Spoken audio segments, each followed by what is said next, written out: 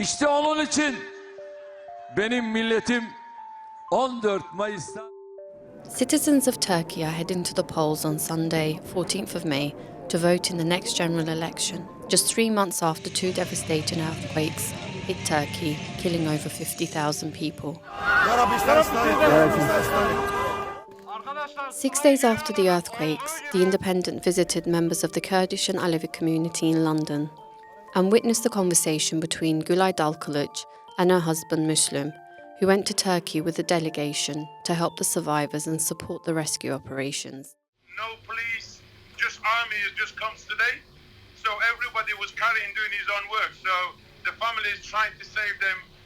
They get the body out themselves. They're hiring these machines themselves. That digger's not been given by the government. It's been the families paid for it themselves. Is that right? Yeah, this one they did themselves, yes. We met Müslüm 3 months after the earthquakes. He told us that the people who paid for the digger found no survivors. They were able to recover the bodies of 5 family members. One of them was a 12-year-old girl. We get body out, the first little girls. Little girls was in a bag and stood on one side 8 hours. We couldn't find any ambulance. We have transporters, so we said, okay, we will carry it with it and we'll put it there till in the morning. So we want to make sure it's...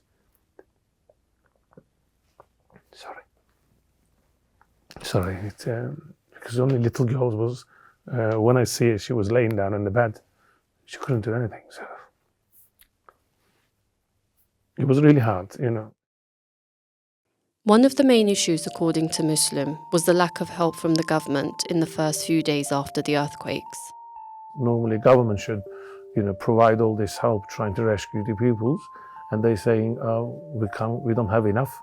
We only concentrate on one side of the city, so slowly we're going to come to that area. After 5 days, and we start to see, the armies and police, and also more rescues comes from the board as well. Turkey's President Erdoğan has personally apologised for the delays.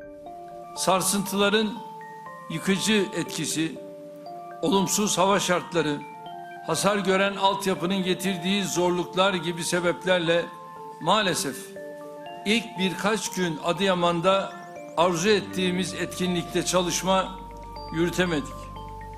Bunun için sizden helallik istiyorum.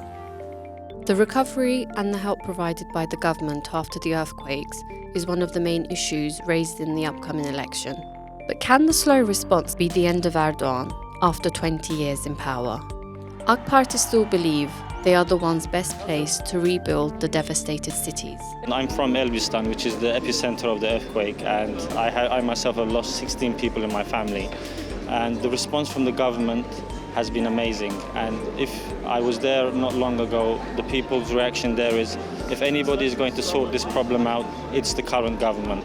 Challenging Erdoğan in the upcoming election is Kemal Kılıçdaroğlu from the Republican People's Party. He is leading a coalition of 6 centre and right-wing parties and has even gained the support of the Kurdish and left-wing alliance. The Republican People's Party is convinced the government is not doing enough and they are ready to step in. Lots of people died because of the delays. Lots of people is going to say they're not going to vote to Erdogan government because of this earthquake. After the elections, our leader says, yeah, we're going to start and build the houses and we're going to make it ready in 2 years' time. Citizens of Turkey living in London went to the polls 2 weeks ahead of the election. We asked them if Erdogan's response after the earthquakes has lost him the support among the voters. I do believe that that crisis might change the results of the election because we were a bit late to respond. I don't think it will lose the support. Instead of Erdogan, whoever was going to be there, do you think they could do better? It's not just the earthquake as well. The earthquake was just another problem and it just built on top of other problems. According to political experts, the earthquake might not have a strong impact on Erdogan's base. AK Party was quite successful in portraying itself as a better option, as a better party in rebuilding the region. But there might be an impact demographically because many victims They had to leave their hometowns. About 1 million voters will not be able to vote, and many of them were probably AK Party supporters. The Turkish and Kurdish public is quite strange. They may just decide at the last minute that Kılıçdaroğlu deserves their support, and they may vote for him for 60-70%. The evidence we have so far indicates to me it's still a balance of 50-50. And in these circumstances, I wouldn't be surprised if Erdogan just clings on. As people in Turkey get ready to head to the ballots, tensions are rising in the country. With a recent attack at an opposition party rally, and Erdogan's party members accusing the West of organising a political coup. This election has the potential to be one of the most important since Erdogan's rise to power, and whoever wins on Sunday will have to deliver on the promise of rebuilding the devastated towns.